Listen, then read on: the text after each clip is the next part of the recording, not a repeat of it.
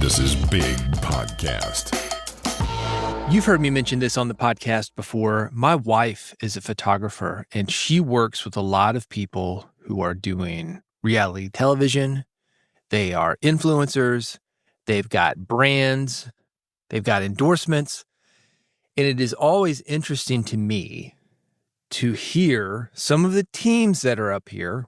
And I say up here, she would be right outside my office here, right outside the studio if she were shooting. And they bring in these teams, hair, makeup, stylist, company rep, and then the talent themselves. It's always interesting to hear the amount of money that comes through these people for a single social media post, for an endorsement, for whatever, an appearance. It's a lot of money. I'm going to talk about that, how it relates to podcasting. This is Build a Big Podcast, the marketing podcast for podcasters. If you want to grow your podcast, make more money with your podcast, have a podcast that attracts people, attracts sponsors, that matters, that people miss if it's gone, this is the podcast for you. BigPodcast.com is the website. My name is David Hooper. This episode, the audio edition of my weekly newsletter, that goes out every Friday morning, New York City time. You can find it at newsletter.bigpodcast.com. This is issue number 219. Here's what I'm going to talk about. Blame the influencers. Maybe we should phrase that as a question. Blame the influencers? We'll dive deeper into that. Never play it safe. 7 levers to unlock your creative potential. Echo Glow. Should I do that twice? Echo Glow. Little podcast humor for you. Relationship advice, part 1.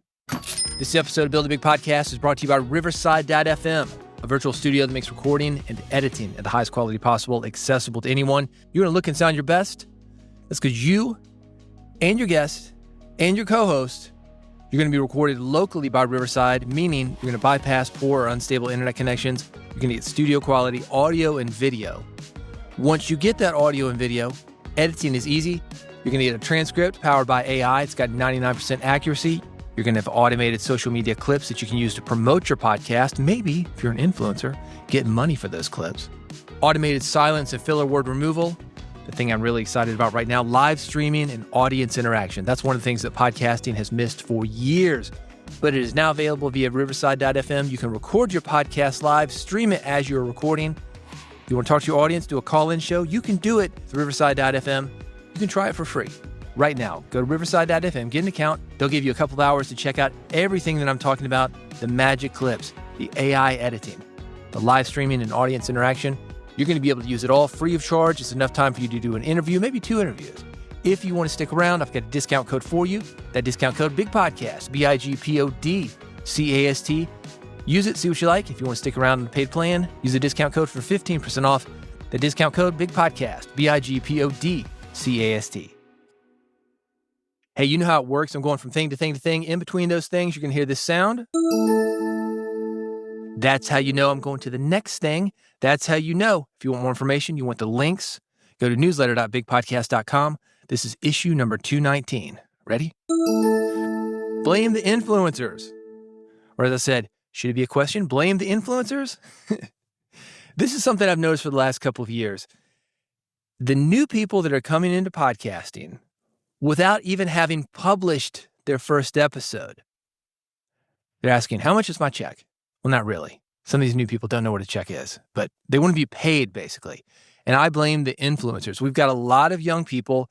They have grown up with phones. They've grown up with YouTube. They've grown up with influencers. That wasn't even a word. In fact, quick side note, you may remember this. I had a podcast called Red, the marketing podcast for experts.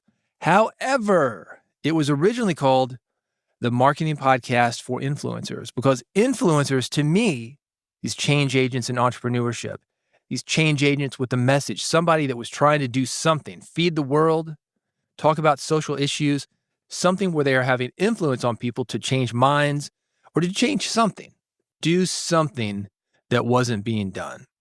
Then you have people like Kim Kardashian, they hijacked it. Influencers for a lot of people, that means I'm going to get on social media and I'm going to shill for something. I've got merch, fragrances, energy drinks. That's what people consider to be influencers. And there is a lot of money in the influencer business. Part of that we're seeing right now is due to things like FanDuel, gambling. And you've got these young people that are watching this, and you see these influencers, they come and go all the time, and it happens very quickly. One day, nobody knows who you are. Then everybody knows who you are, at least in internet circles. Then the next day, well, hopefully people know who you are. You've got people that they don't see the behind the scenes, the come up that usually has to happen for somebody to actually build an audience and have influence over people. There's different variations of this saying. Every overnight sensation takes 5 years, 7 years, whatever. People talk about a 7-year career on average for the entertainment industry. And that's usually, let's say, 3 years up, 1 year on top, 3 years, kind of fizzling down. But that's being scoped. That could be something takes off instantly. You've got a good week or two, and then you're done. Somebody else replaces you. Regardless, you've got a lot of people that think fame and fortune, the money that they can make, is instant, and they don't see the behind the scenes of stuff. You know my company's Big Podcast. This podcast, Build a Big Podcast. That's related. But the official name of my company is actually 23 Hours. And I got that phrase from a guy named Tom Johnston. He's the singer of the Doobie Brothers. These guys have been around 50, 60 years. They've been through the studio, 3 times. In their 70s now. I was talking to him about it once. I said, man, you guys are still on that bike. And he said, yeah. Because when you hire the Doobie Brothers, you're not paying us for the hour we're on stage. You are paying us for the 23 hours it takes to get there. That's a common show business phrase. He did not make that up. He's talking about travel time on the bus, plane, whatever the Doobies are doing these days. But what he's also talking about, for most people, not necessarily for an instant overnight success, and that literally exists these days, he is talking about the days, the weeks, the months, the years that it takes to have something that people are interested in. Let's go back to this. How much is my check? What a lot of these new podcasters are thinking about. The first thing that new podcasters, influencers definitely are asking, how much is my check? How much do I get paid? For most people, especially if you've never released an episode before, nothing. And I'm not saying you shouldn't get paid. I'm for fair payment. And you cannot deposit exposure. I realize that. However, don't get over your skis, man. Think about that secondary payment. Let's think about long-term careers. Hak Tua, where is she? Hiding out. I think it was James Cridland was talking about her. Her last episode was about how to avoid getting canceled. And what ended up happening with that, it's a crypto thing. Look, I'm not getting into it. Just saw some of the headlines. Heard a little bit of tape on it. And apparently she's canceled herself. She was not into this, whatever this is. She had a good run. Overnight sensation, literally. She's everywhere within a couple weeks. Made her money. She stuck around a little bit longer than most, maybe 3 or 4 months. Then got over her skis. How much is my check? Got in with some people that she shouldn't have gotten in with, doing some things that she probably didn't understand. She didn't understand the business. And that's the kind of thing that you learned during those 23 hours, those days, weeks, and months of building your career. So don't be too quick to want that success, and don't be too quick to want that instant payment. When you start taking money from people, that is when people start wanting something from you. And if you want to see a lot of failures from people who are taking their money too early, go look at Patreon. Go look at these guys who are doing advanced orders of books that they never deliver on. It could be $7, $10, whatever. Hey, I'm doing advanced orders. If you don't deliver on that, people start to get pissed. If you want more thoughts on this, I've got them. Newsletter.bigpodcast.com. This is issue number 219. Real quick, let's talk about Big Podcast Amp. Speaking of money, if you like the newsletter, you're going to love Big Podcast Amp. This is the audio monetization program. That's what it stands for. It's a personal coaching program. It's going to be me working with you. We're going to help you do 3 things. 1, grow your podcast audience. 2, get people talking about your podcast. And 3, make more money with your podcast and your podcasting skills. I have mentioned this before. AI is huge right now. There's a huge opportunity for podcasters. Anybody who can record a voice, your voice or other people's voices. They are paying a lot of money for that. If you're a voice actor, you can be happy or you can be sad. Any kind of emotion. That's what they're trying to crack with AI right now. It's great with words, but can it do emotion in spoken word? Of course, I work with more than just AI opportunities. I'm saying that that's one of them. If you want the details of what I can do for you, this is where to go. Bigpodcast.com/amp. That's bigpodcast.com/AMP. Never play it safe. 7 levers to unlock your creative potential. I've got a sign on my wall. It says, playing it safe will always end in disaster. This is an article that I've got linked. You will find it at newsletter.bigpodcast.com. This is issue number 219. It's by Chase Jarvis. He talks about a few things, 7 levers. One of them, creativity thrives under constraints. He says, whether it's limited resources or intentionally setting boundaries, limitations force you to innovate.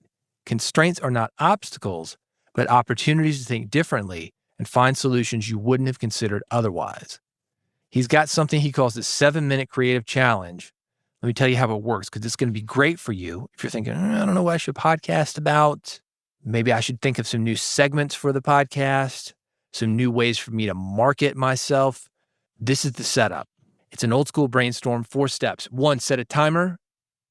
7 minutes, that's his time. This will create a sense of urgency and encourage rapid thinking. Second thing, choose a topic or theme. Decide on a general area or theme related to your podcast. It could be something broad. Let's say technology. My podcast is about technology, or I want to do a podcast about technology, something broad like that. Or it could be something more specific. Maybe you're doing a series, healthy living tips for busy professionals. Things to do within your niche for the new year to make this year better than last year. It could be as specific as you want. Then the third thing you're going to do, you're going to push the start button on that timer. You've got 7 minutes. Write down as many ideas as possible. Don't worry about how feasible or polished they are. Get them on paper. It could be bring in Oprah for the episode. We're not making judgments here. And that's the fourth thing. All ideas, no matter how wild or unconventional, make it to the list. That openness leads to unique angles that you might not have initially considered. Do not edit yourself during these 7 minutes. Afterwards, you're going to review and refine. I mentioned Oprah. Say, well, I can't get Oprah, but maybe we could use Oprah as an example and say 5 things that Oprah did to blank. Get healthy. 5 things Oprah did to build her hosting skills. Did you know Oprah was the weather woman where I am in Nashville? Also, working a small station here, WVOL, as a reporter. So that's a couple things that she did. Before she was Oprah on TV, she was the weather girl on TV. And before she was the weather girl, she was a reporter at WVOL in Nashville. You do the other 3. Set your timer and go for it. Let me give you another example of how this might work. Let's say your podcast is about personal finance. What would a brainstorm session look like? Interview with a financial advisor. Interview with a financial advisor about planning for retirement. Tips for saving money on groceries. Listener stories. Listener call-ins. Use that Riverside.fm feature. Discussions on cryptocurrency.